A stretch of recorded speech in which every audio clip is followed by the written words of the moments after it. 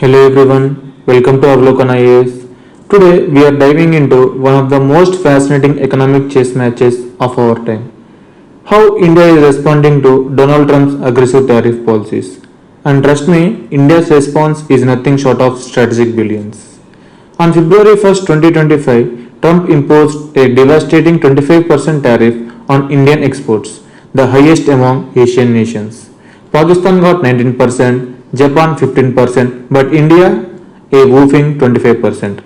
Trump even called India a dead economy and threatened additional penalties for buying Russian oil. But here is where it gets interesting.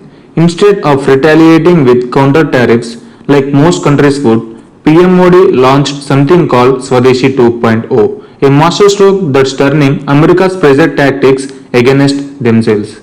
By the end of this video, you will understand why economists are saying Trump's tariffs will hurt America more than India and how Modi's response might just redefine global trade dynamics.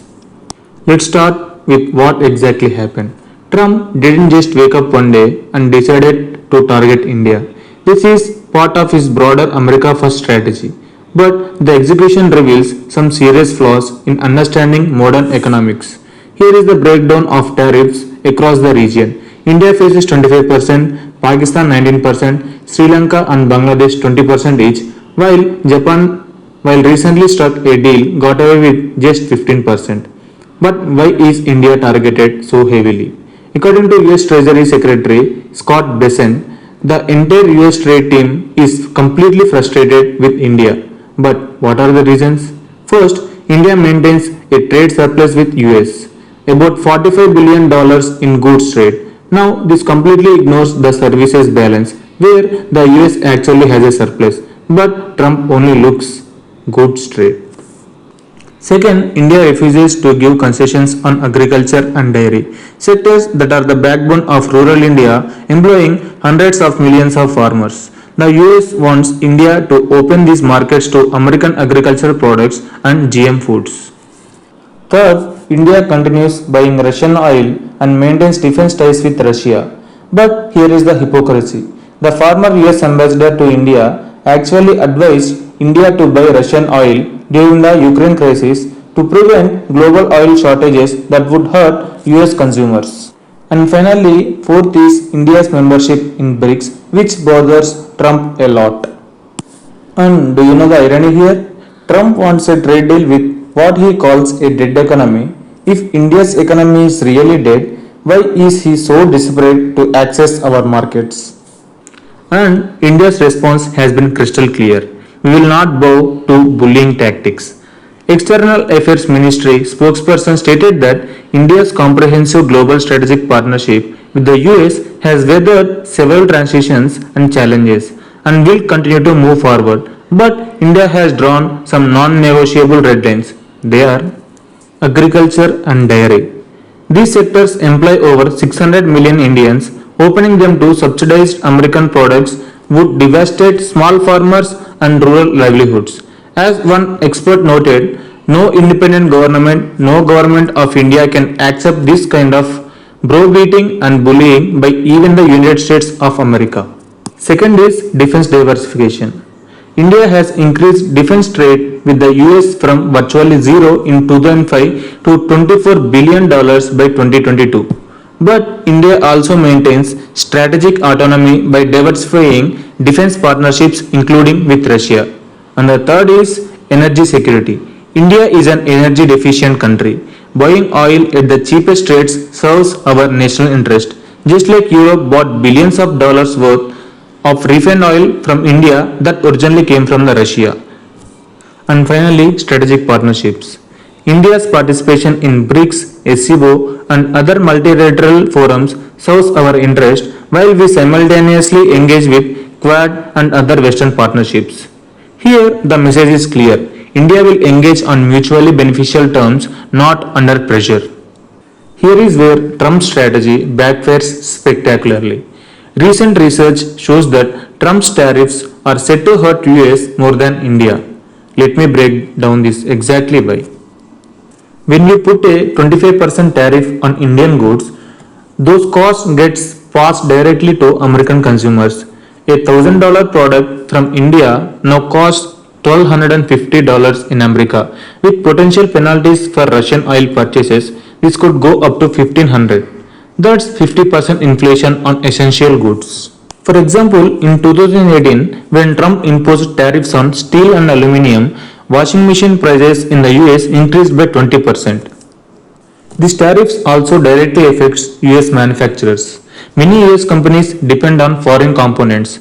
Tesla, Ford, they all use parts from Mexico, China, Germany, etc. Higher tariffs means higher production costs, higher car prices and ultimately lower sales.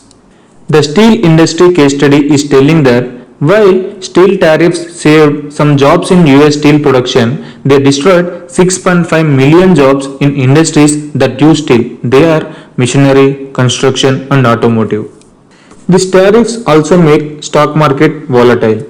Uncertainty kills business confidence, companies delay investments, reduce hiring, and markets become more volatile. This creates a negative feedback loop affecting the entire economy. Economics isn't a zero-sum game. When you artificially restrict trade, everyone loses, but the country imposing tariffs often loses more.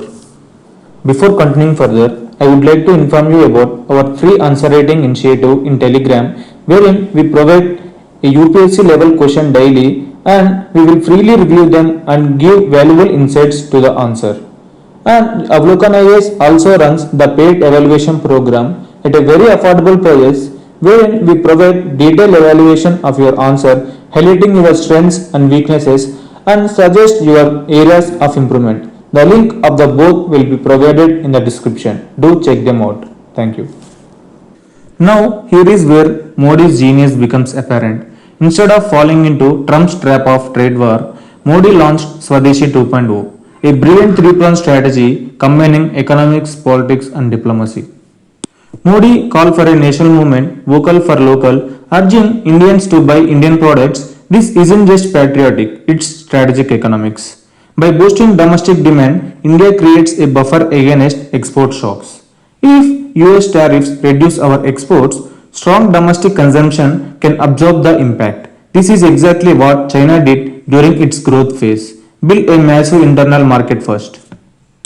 The strategy empowers MSMEs, the backbone of Indian employment. When domestic consumers choose local products, they are directly supporting millions of small manufacturers and artisans.